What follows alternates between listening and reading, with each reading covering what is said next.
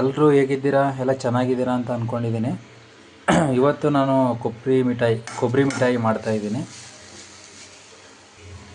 ಕೊಬ್ಬರಿ ಮಿಠಾಯಿ ಮಾಡೋದಕ್ಕೆ ಮೊದಲು ಈ ಥರ ಕಾಯಿ ತುರ್ಕೊಂಡಿರಬೇಕು.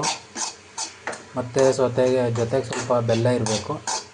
ಬೆಲ್ಲನೂ ಸ್ವಲ್ಪ ತುರ್ಕೊಂಡಿದ್ದೀನಿ, ತೋರಿಸ್ತೀನಿ ಒಂದು ನಿಮಿಷ. ಇದೆಲ್ಲ ಅಂಡಿಟ್ಕೊಬಿಟ್ಟೈತೆ, ಇದೆಲ್ಲ ರೆಡಿ ಮಾಡಿಬಿಟ್ಟು ಆಮೇಲೆ ತೋರಿಸ್ತೀನಿ ಒಂದು ನಿಮಿಷ.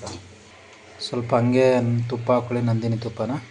ನೋಡಿ, ಸ್ವಲ್ಪ ಬೆಲ್ಲನ ಈ ಥರ ಸಣ್ಣಗೆ ಸ್ವಲ್ಪ ಪೌಡರ್ ಮಾಡ್ಕೊಳ್ಳಿ ಬೆಲ್ಲನ. ಬೆಲ್ಲನ ಈ ಥರ ಹಾಕ್ಕೊಳ್ಳಿ. ಬೆಲ್ಲನ ಹಾಕ್ಕೊಂಡು ಮಿಕ್ಸ್ ಮಾಡಬೇಕು ಚೆನ್ನಾಗಿ. ಕಡಿಮೆ ಫ್ಲೇಮಲ್ಲಿ ಬೇಯಿಸ್ಕೊಳ್ಳಿ. ನಾವು ಜಾಸ್ತಿ ಫ್ಲೇಮಲ್ಲಿ ಬೇಯಿಸ್ಬಿಟ್ಟು ಸ್ವಲ್ಪ ಅಂಟಿಟ್ಕೊಬಿಟ್ಟೈತೆ ನೋಡಿ. ಸ್ವಲ್ಪ ಏನಿಗೆ ಹಾಕಿದ್ದು ಏಲಕ್ಕಿ ಇಲ್ವಾ? ಸ್ವಲ್ಪ ಏಲಕ್ಕಿ ಹಾಕ್ಕೊಳ್ಳಿ. ನೀನು ಹೇಳ್ಬಿಡು ಏನಂತ. ಏನೋ ಕನ್ಸಿಸ್ಟೆನ್ಸಿ ಬರಬೇಕಂತ ಈ ಥರ ಅಂದ್ಕೊಳ್ಳಿ. ನೋಡಿ, ಈ ಥರ ಚೆನ್ನಾಗಿ ಹುರ್ಕೊಂಡ್ರೆ ಕಲರ್ ಚೇಂಜ್ ಆಗುತ್ತೆ. ಕಲರ್ ಚೇಂಜ್ ಆದಷ್ಟು ಸ್ವಲ್ಪ ಟೇಸ್ಟ್ ಚೆನ್ನಾಗಿ ಬರುತ್ತೆ. ಕಲರ್ ಚೇಂಜ್ ಆಗಬೇಕು ಅಂತಂದರೆ ಚೆನ್ನಾಗಿ ರೋಸ್ಟ್ ಮಾಡಬೇಕು.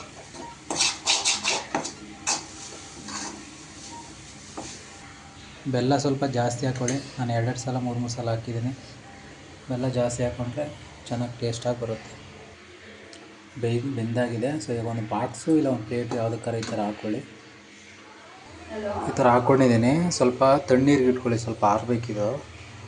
ಸ್ವಲ್ಪ ಆರಿದ್ರೆ ಚೆನ್ನಾಗಿರುತ್ತೆ. ಈ ಥರ ಹಾಕ್ಕೊಂಡು ಹಾಕ್ಕೊಳ್ಳಿ. ಈ ಥರ ಮಾಡ್ಕೊಳ್ಳಿ, ಚೆನ್ನಾಗಿ ಬರುತ್ತೆ ನೋಡಿ. ಎಷ್ಟು ಚೆನ್ನಾಗಿ ಬಂದಿದೆ. ಇದನ್ನು ಚಾಕಿಲಿ ಕಟ್ ಮಾಡ್ಕೊಳ್ಳಿ. ಫೈನಲಿ ಕೊಬ್ಬರಿ ಮಿಠಾಯಿ ರೆಡಿಯಾಗಿದೆ.